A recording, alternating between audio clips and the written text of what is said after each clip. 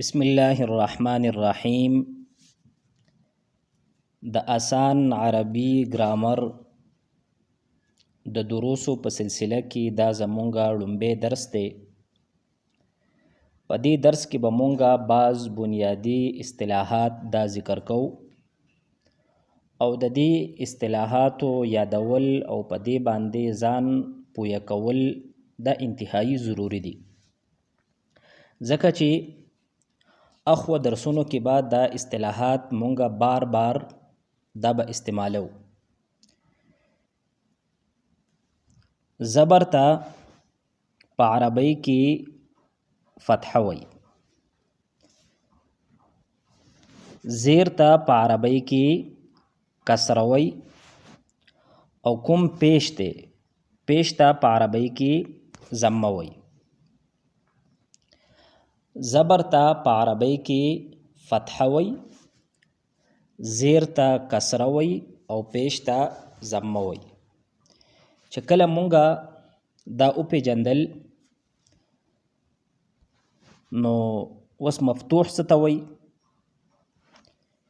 چې په کم حرف باندې فتحه وي یعنی زبر وي نو دغه حرف ته به مونږه مفتوح وایو. نو که تاسو وګورئ نو دا با دا مفتوح دی. ولی مفتوح دی؟ ځکه چې په دې با باندې فتحه راغلی ده. مکسور چې په کم حرف باندې کسره وي نو دغه حرف ته عربو مکسور وي.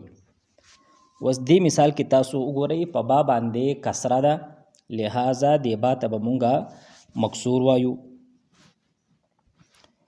مضموم چې په کم حرف باندې ضمه وي یعنی پیش وي نو دغه حرف ته به مونږه مضموم وایو.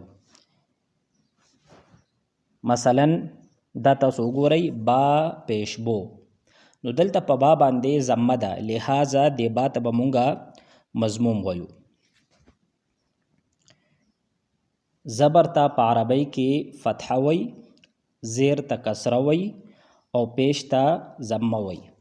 بیا چې په کم حرف باندې فتحه وي نو دغه حرف ته مفتوح وي، چې په کم حرف باندې کسره وي دغه حرف ته مکسور وي او په کم حرف باندې چې ضمه وي نو دغه حرف ته مضموم وي.